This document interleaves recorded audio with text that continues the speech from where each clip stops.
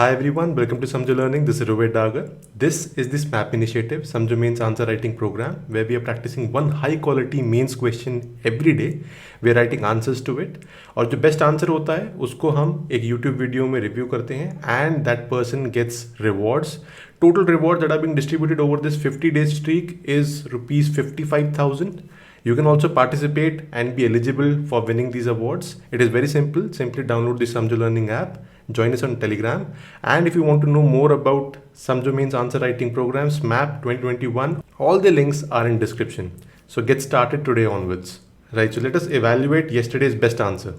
Right, so question for day 3 is COVID-19 pandemic has pushed women into poverty and accelerated gender inequality. Comment. 150 words 10 marks. छोटा रखना है तो flow diagram ज़्यादा use करेंगे यहाँ पे क्योंकि लिखने के लिए काफ़ी चीज़ें हैं. ये टॉपिक्स बहुत ब्रॉड है, कंसाइज में करना है तो सिर्फ कीवर्ड्स यूज़ करने पड़ेंगे. सबसे पहली चीज़ आपको ये समझ में आनी चाहिए. The best answer for today is from Shubham Mishra. अभी इस आंसर को एनालाइज करते हैं, स्ट्रक्चर भी देखते हैं. आज का पार्टिसिपेशन फिर से काफ़ी अच्छा था. By the time I'm recording this video, there were about 769 comments, which is a very good thing. Today there were very good answers from a lot of students. For example, Mohsin Sultana, Rajdeep Srivastav, Shivam Sharma, Tariq, Pinky Devnath, सबके answers बहुत अच्छे थे. Unfortunately, they could not make it to the best answer. But anyways, it is worth mentioning that your answers were very good, and I'm sure कि आने वाले दिनों में आपके best answers होंगे. एंड बिफोर वी बिगिन, एक छोटी सी confusion है कुछ स्टूडेंट्स को, उसके ऊपर थोड़ा सा डिस्कशन करते हैं.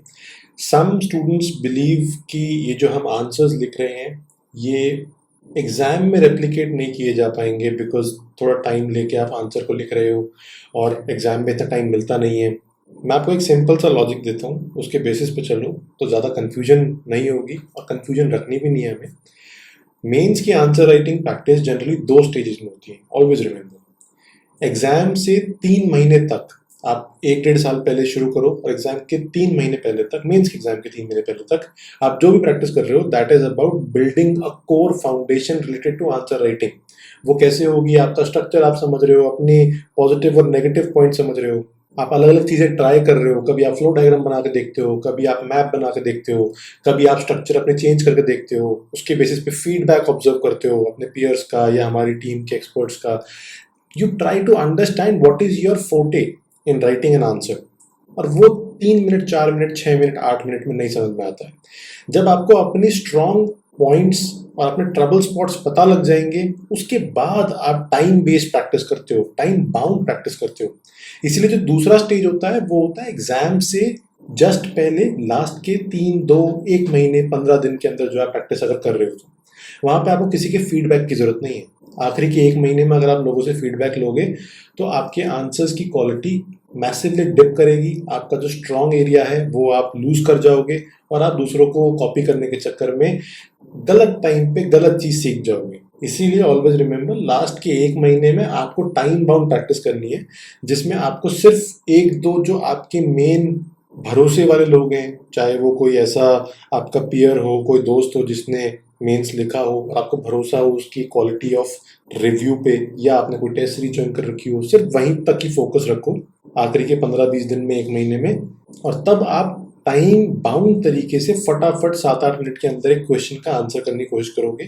लेकिन उससे पहले का जो टाइम है ये एक्सप्लोर करने का है कि अलग अलग तरीके क्या होते हैं, बाकी लोग कैसे आंसर्स लिख रहे हैं, कैसे हम इम्प्रूव कर सकते हैं, कहाँ पे हमें कंटेंट और कॉन्टेक्स्ट की कमी दिखाई दे रही है, कहाँ स्ट्रक्चर की कमी दिखाई दे रही है, किन टॉपिक्स पे बहुत अच्छा आप इमीडिएटली सोच के लिख पाते हो, किन पे बेकार लिख पाते हो. ये सिलेबस इतना बड़ा है, इसमें सोचना बहुत पड़ता है कि GS 1, 2, 3, 4 में मेरी स्ट्रैटेजी क्या रहेगी.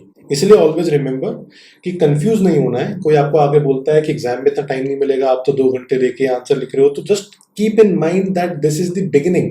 अभी आप लेटर स्टेज में या लास्ट स्टेज ऑफ प्रिपरेशन में नहीं पहुंचे हो, इसीलिए आप ये प्रैक्टिस कर रहे हो. तो दिमाग को शांत रख के just explore your positive and negative points in answer writing और एफर्ट लगाते रहो, मेहनत करते रहो. रिजल्ट्स आने शुरू होंगे और जब आएंगे आपको ऑटोमेटिकली रियलाइज हो जाएगा. राइट, सो आज के क्वेश्चन पे हम वापस आते हैं. अब देखो, सोसाइटी का क्वेश्चन है जहाँ पर विमेन और फिर पॉवर्टी, जेंडर इनइक्वालिटी बहुत ही हैवी वर्ड्स हैं. ये सोसाइटी के अंदर इनके आप अगर नोट्स तैयार करोगे तो बहुत बल्कि नोट्स भी हो सकते हैं. बहुत सारे पॉइंट्स आप लिख सकते हो यहाँ पर. लेकिन क्वेश्चन तो सिर्फ 10 मार्क्स का है, सिर्फ 150 वर्ड्स का है, तो क्या क्या लिखोगे? और आपको कन्वर्ज भी करने हैं इन टॉपिक्स को, पॉवर्टी को आपको जेंडर इनइक्वालिटी और कोविड-19 के एस्पेक्ट के हिसाब से लिखना है, तो कीवर्ड्स लेके जाएंगे, फ्लो चार्ट्स लेके जाएंगे, और ऐसे आंसर्स में डेटा की वैल्यू बहुत ज्यादा होती है। आपके पास हाफ कुक्ड और हाफ बेक्ड डेटा होना चाहिए जिसके बेसिस पे आप आंसर लिख सको। कोई भी सही तरीका नहीं है सोसाइटी के पॉइंट ऑफ व्यू से, कोई भी गलत तरीका नहीं है। जितने एग्जांपल्स और केस स्टडीज, जितने डेटा को आप आर्टिकुलेट कर पाओगे, उतना ही अच्छा आंसर दिखेगा। इसके हिसाब से आपका स्ट्रक्चर क्या होना चाहिए? देखो, आपको क्वेश्चन में बोला हुआ है कोविड-19 pandemic has pushed women into poverty and accelerated gender inequality. यहाँ पर आपको इंडिया के पॉइंट ऑफ व्यू से तो क्लियरली बोला नहीं हुआ है, लेकिन क्योंकि आप सिविल सर्विसेज का इंडिया के पॉइंट ऑफ व्यू से एग्जाम दे रहे हो, तो आपको अपना बेस जो है वो इंडिया का रखना है। लेकिन थोड़ा सा टच अगर हो सके तो आप एक दो लाइन में प्लीज लिखने की कोशिश करो कि सिर्फ इंडिया ही नहीं, बाकी और भी ऐसी डेवलपिंग कंट्रीज, स्पेशली जो अफ्रीका की थर्ड वर्ल्ड कंट्रीज है, वहां पर भी बहुत ज्यादा प्रॉब्लम जैसी देखने को मिली है। साउथ एशिया में काफी सिमिलर प्रॉब्लम्स देखने को मिली है, ताकि इस बात को रियलाइज कर सके एग्जामिनर कि अगर इंडिया मेंशन नहीं है तो आपने इस बात को कैच किया है। अगर लिखा हुआ है कि कोविड-19 pandemic has pushed women in India into poverty and accelerated gender equality, तो आपको लिखना ही नहीं है इंटरनेशनल हिसाब किताब, सीधा क्वेश्चन का जो दायरा है उसके अंदर आंसर लिखो। एनीवेज, इंट्रोडक्शन में थोड़ा सा आप इंटरनेशनल टच दोगे, थोड़ा मेंशन करोगे कि और जगह भी प्रॉब्लम्स हैं, सिर्फ इंडिया ही नहीं, और फिर बॉडी में you would try to mention more about India. Data यहाँ पे इंपॉर्टेंट है। अब जब जनरली ऐसे टॉपिक्स में डेटा हम लेके आते हैं, ये चीज का ध्यान रखना कि थोड़ा सा फेमस और बहुत ही इंपॉर्टेंट ऑर्गेनाइजेशन का डेटा है तो ही कामयाब है। रैंडमली अगर कोई डेटा उठा के लाओगे जिसको सिर्फ आप ही जानते हो, तो फिर आपको मार्क्स अच्छे नहीं मिल पाएंगे, क्योंकि जहां पे एग्जामिनर को ऐसा खटक रहा है कि आप बोल रहे हो कि 80% और 90% of this happened with women, कोई रेफरेंस नहीं है, सिर्फ आपने एक बहुत ही एक्सट्रीम नंबर बोल दिया है। वो सही हो सकता है, मैं भी आपको दिखाऊंगा अभी बेस्ट आंसर में जहाँ पे छोटी मोटी गलतियां मैंने ऑब्जर्व की हैं। तो या तो रेफरेंस हो बहुत ही फेमस डेटा का, नहीं तो आप सटल तरीके से उसको लिखो जो पढ़ने वाला डाइजेस्ट कर सके। एनीवेज, बॉडी में आपको दो मेन एस्पेक्ट रखने हैं और फिर एंड में आपका कंक्लूजन आ जाएगा। सबसे पहला एस्पेक्ट होगा आपका पॉवर्टी का। अब poverty for women due to कोविड-19, पहला एस्पेक्ट। तो यहाँ पर आप एम्प्लॉयमेंट के पॉइंट ऑफ व्यू से बात करोगे कि इंडिया में majority women are employed in the informal sector as domestic workers, street vendors, labourers. उन पे बहुत ज़्यादा मार पड़ी है कोविड-19 की। जो गरीब लोग होते हैं उनमें जितने ज़्यादा अर्निंग हैंड्स होंगे उतना ही सर्वाइवल उनका बेटर होगा, और जो पुअर फैमिलीज होती हैं वहाँ पे विमेन सपोर्ट करती हैं इन दी लाइवलीहुड्स, और इसलिए उनकी वैल्यू होती है।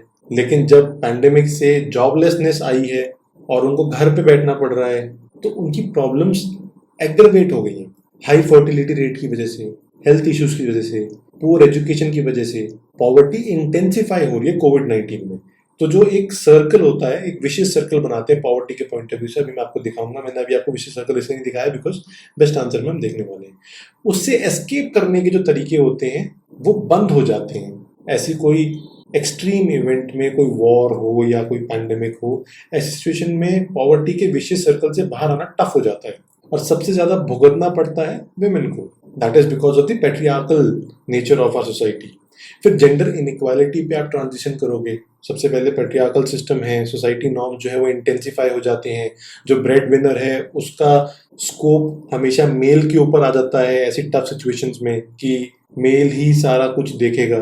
जो फीमेल है उसकी रिस्पॉन्सिबिलिटी टोन डाउन कर दी जाती है, ट्रिम कर दी जाती है कि आप फैमिली को ही संभालो, टफ टाइम चल रहे हैं। और विमेन को घर पे ज्यादा इसलिए भी रहना पड़ जाता है बिकॉज एक जेंडर इनइक्वालिटी का रीजन ये भी है कि जॉबलेसनेस सबसे पहले विमेन को दिखनी पड़ती है। ऐसी कोई भी हार्श सिचुएशन में, अगर पैंडेमिक के पॉइंट ऑफ व्यू से बात करोगे, तो फायरिंग, लेइंग ऑफ या पे कट्स, ये जो सिस्टम है सबसे पहले it happens with women. They are the first to be fired from jobs. फिर उसके बाद जब उनके पास और इश्यूज आते हैं, there is sexual abuse, trafficking, human trafficking, domestic violence, child abuse, ये सब बढ़ जाते हैं because women are trapped in the patriarchal system even more during such pandemics. और ये भी बोल सकते हो आपकी the unavailability of secure and safe institutional delivery mechanisms affects their reproductive rights. और फिर सिंपल सा कंक्लूजन लिख दो कि कोविड-19 के रिस्पॉन्स प्लान और रिकवरी पैकेजेस जो हैं they need to be addressed towards gender impacts of the pandemic income support दो, राइट्स प्रोटेक्ट करो, साइकोलॉजिकल सपोर्ट सर्विसेज दो। इस तरीके से आप रैप अप कर सकते हो। राइट और बेस्ट आंसर को देखते हैं आज। शुभम मिश्रा ने शुरुआत की है with an introduction as usual. ये रिपोर्ट का मेंशन कर रहे हैं कि state of working India report की कोविड-19 के 1 साल के इम्पैक्ट के बेसिस पे हाईलाइट किया गया है कि there is a disproportionate impact of COVID on women pushing them into poverty and inequality. Exact number अगर यहाँ पे नहीं भी लिखोगे इस चीज का, डीप नहीं जाओगे तो भी कोई फर्क नहीं पड़ता क्योंकि इंट्रोडक्शन है। इसको अगर आप बॉडी में लिख रहे होते थोड़ा सब्सटैंशियली लिखना पड़ता। एनीवेज, फिर उसके बाद impact of COVID, how women are pushed into trap. कि कोविड से पहले भी रफली about 18% of working age women were employed. और फिर ये जो मैं विशियस साइकिल की बात कर रहा हूँ, जो आपको लिखना चाहिए वो ये है कि poverty leads to high fertility rate which leads to more children. फिर मैलनरिशमेंट हो सकती है अगर ऑलरेडी पुअर है, हिडन हंगर। फिर पुअर हेल्थ हो सकती है, एक दो डिजीज के नाम लिखना चाहो तो लिख दो। एजुकेशन आउटकम्स पुअर हैं, जॉब अगर ठीक से नहीं मिल रही है तो फिर से पॉवर्टी आएगी। अब यहाँ से एस्केप रूट होता है, किसी ना किसी एक जगह से आप बाहर निकल सकते हो फ्रॉम पॉवर्टी। डिपेंड्स कि आपको सोशल सिक्योरिटी सपोर्ट किस टाइप का मिल रहा है कंट्री के अंदर।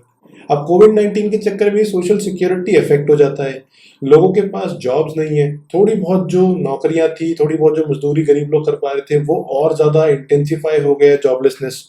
तो ये जो विशियस सर्कल है ये इंटेंसिफाई इस लेवल से होता है कि इससे बाहर आने में अब और साल लगेंगे लोगों को। कोई एक फैमिली अगर पॉवर्टी से विद सम गवर्नमेंट सपोर्ट या थोड़ा अपनी मेहनत से भी अगर वो 5 साल में बाहर आ सकते थे पॉवर्टी से, अब शायद वो 7-8 साल, 9 साल, 10 साल ज्यादा भी हो सकता है। No one knows until we get clear data about it. और उसका सबसे ज्यादा जो भुगतान है, सबसे ज्यादा जो ट्रॉमा है वो वुमेन का होता है। बिकॉज वुमेन के ऊपर हाउस होल्ड एक्टिविटीज का इतना ज्यादा बर्डन रख दिया जाता है इन द पेट्रियार्कल सिस्टम। और उसके बाद उनसे पॉवर्टी के पॉइंट ऑफ व्यू से ये भी एक्सपेक्ट किया जाता है कि वो लाइवलीहुड भी अर्न करके दें टू सपोर्ट दी फैमिली। तो डबल एफर्ट उनको करना पड़ रहा है and they are blamed for inefficiency after doing a lot of work. ये एक आयरनी है। Then finally we must move to the gender inequality part. थोड़ा यहाँ ऑक्सफैम का मेंशन कर दिया just to substantiate that what you're saying is also written in reports, is also said by international organizations या governments या WHO के बारे में बोल सकते हो, जिससे कि थोड़ा वैलिडेट हो जाए आंसर आपका। एनीवेज, हेल्थ में you would talk about disruption of health services, Anganwadi centres के बारे में बोल सकते हो। फिर low institutional delivery mechanisms, IMR MMR बढ़ रहा है इसकी वजह से। पहले विमेन को सिर्फ सोसाइटी में इश्यूज होते थे, अब उनके रिप्रोडक्टिव राइट्स, फिजिकल टॉर्चर भी इंटेंसिफाई हो गया है, वायलेंस इन एवरीथिंग। अब इसमें अगर हम लिखते हैं कि it has increase bye 60% December 2020, violence cases बढ़ गए हैं, ये सब्सटैंशिएट करने के लिए हमारे पास या तो कोई रिपोर्ट होनी चाहिए या आप एक दो बार ये ऐसा लिखो। क्योंकि अगर इधर लिखा है कि रिड्यूस्ड पे bye 82% women's have suffered in jobs also, तो फिर थोड़ा सा ऐसी फीलिंग आती है कि बहुत सारे नंबर्स लिख दिए लेकिन वो नंबर्स कहाँ से आए ये नहीं लिखा है। तो either you mention such numbers one और ट्वाइस, लेकिन मल्टीपल टाइम्स हर पॉइंट में लिख दिया तो फिर लग रहा है कि ये रैंडमली कोई भी नंबर लिख दिया है। किस रिपोर्ट के बेसिस पे पता नहीं, हो सकता है आपने न्यूज़पेपर में पढ़ा हो और अपने नोट्स में मेंशन किया हो, लेकिन ये किसको पता है? एंड नोबडी केयर्स कि आपने नोट्स में क्या लिखा था। अगर वो एक कॉमन रिपोर्ट है या आपने मेंशन किया है तो सब्सटैंशिएट हो सकता है, नहीं तो ज्यादा नंबर्स मत लिखो। नंबर्स को थोड़ा लिमिटेड तरीके से लिखो। जैसे पहले आपने लिखा था कि 18% of women who are employable are unemployed, उतना चल जाता है। थोड़ा बहुत आप लिख रहे हो कि ऑक्सफैम के बारे में आप कोई डेटा लेके आ जाते हो तो ठीक है। यहाँ पर आप एक या दो डेटा जो कि थोड़े से लिमिटेड दायरे में हो वो लिख लो, लेकिन बहुत ज़्यादा डेटा मत डालो बिकॉज उसको आप वैलिडेट नहीं कर पाओगे इन 150 वर्ड्स। बस ये ध्यान रखना। Then way forward. अब हर चीज़ को ब्यूटीफुल बनाने के लिए फ्लो डायग्राम्स में करना भी ठीक नहीं है। अगर आपको वे फॉरवर्ड लिखना है, सिंपल वे फॉरवर्ड एक हेडलाइन लिखो और आप पॉइंट्स लिखो, इतना ही स्पेस लगना है। यहाँ पर आपने कोई स्पेस बचाया नहीं है। अब सबसे पहला वे फॉरवर्ड लिख रहे हो कि wealth of Indian billionaires has increase by 30% in the pandemic, taxing them and using it for social cause will help. ये बहुत ही कोई इंपॉर्टेंट वैलिड पॉइंट इतना नहीं है बिकॉज इतने सारे बिलियनियर्स तो हैं नहीं जिनको आप उनकी वेल्थ छीन के सोशल सिक्योरिटी में डाल दोगे। आप कॉर्पोरेट कंपनीज की CSR रिस्पॉन्सिबिलिटीज को थोड़ा सा इंक्रीज करने के बारे में अगर बोलना चाहो तो वो समझ में आता है because companies can take the extra pain. अगर वो थोड़ा बहुत माइन्यूट चेंजेस होंगे तो मैनेजेबल है, बट बिलियनर्स कितने हैं इंडिया के अंदर? 1 करोड़ बिलियनर्स तो होंगे नहीं जिनको आप थोड़ा टैक्स ज़्यादा कर दोगे, और वो बहुत ही इन्फ्लुएंशियल लोग हैं, इतनी आसानी से आप उनके टैक्सेस बढ़ा नहीं सकते। और कोई मैकेनिज्म भी होगा जिसके बेसिस पे आप टैक्स बढ़ाओगे प्रोपोर्शनली। ऐसा तो है नहीं कि आप अचानक से जो बिलियनर है उसी के लिए टैक्स इंक्रीज कर दोगे। थोड़ा टफ है ये, और थोड़ा अनरियलिस्टिक है शॉर्ट टर्म में मैनेज करना। गवर्नमेंट्स ऐसे काम करने से रिफ्रेन करती हैं जनरली, ये ध्यान रखना। आप हेल्थ फैसिलिटीज को वॉर मोड पे, वॉर फ्रंट पे रिवैम्प करने की बात कर सकते हो, दैट मेक सेंस। और आप उन हेल्थ फैसिलिटीज को विमेन तक कैसे पहुंचाना, उसको चैनलाइज करने के बारे में बात कर सकते हो। आप विमेन के लिए कुछ डिस्ट्रेस अलाउंस की बात कर सकते हो, दैट मेक सेंस।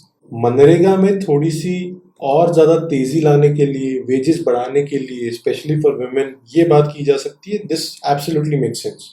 और फिर आप एक पॉइंट अर्बन वुमेन के बारे में भी लिख सकते हो कि government should encourage companies to hire more women, और थोड़ा सा public figures, leaders should come out and talk more about women empowerment at this point of time and encourage companies to hire women, या don't fire women, because generally companies क्या करती हैं कि women के case में ना खर्चा ज़्यादा हो रहा है, maternity leave उनको देनी पड़ सकती है, इसलिए खर्चा बचाने के लिए कॉस्ट कटिंग में सबसे पहले women को फायर कर दो। This has been seen in various multinational companies। तो अर्बन पॉइंट ऑफ व्यू से आप एग्जाम्पल ये भी दे सकते हो कि किस तरीके से गवर्नमेंट्स कैन और शुड और हैव पुट आउट पोर्टल्स जहाँ पे एम्प्लॉयमेंट अपॉर्चुनिटीज इंक्रीज करने की कोशिश की गई है, उसमें थोड़ा सा वुमेन के लिए स्ट्रीमलाइन प्रोसेस किया जा सकता है। या इंसेंटिवाइज करो आप कि यू हायर मोर वुमेन, थोड़ा सा गवर्नमेंट टैक्सेस में कमी कर सकती है, कंप्लायंसेस में थोड़ी छूट दे सकती है, वुमेन के लिए पीएफ का अपना शेयर बढ़ा सकती है। मल्टीपल ऑप्शंस हैं जो कि आप डिस्कस कर सकते हो। It is a good answer, इसको थोड़ा और इम्प्रूव किया जा सकता था। I would give this a 7 out of 10। Right, so these were the important points that you were supposed to discuss. Generally आपको घूमना फिरना हमेशा पॉवर्टी के लिए health, education, employment, poor awareness, patriarchal system, abuse, trafficking, mental trauma, physical stress, ये सब keywords पे ज़्यादा फोकस करना होता है। I hope you enjoyed watching the video. For those of you want to participate in स्मैप, सिंपल सा process है, ज्वाइन आवर टेलीग्राम चैनल। सभी लिंक्स आपको डिस्क्रिप्शन में मिलेंगे। और स्मैप क्या है, कैसे पार्टिसिपेट करना होता है, कैसे आंसर्स अपलोड करने होते हैं, वो भी आपको लिंक डिस्क्रिप्शन में मिलेगा। I hope you enjoyed watching the video. See you in the next one. Thank you.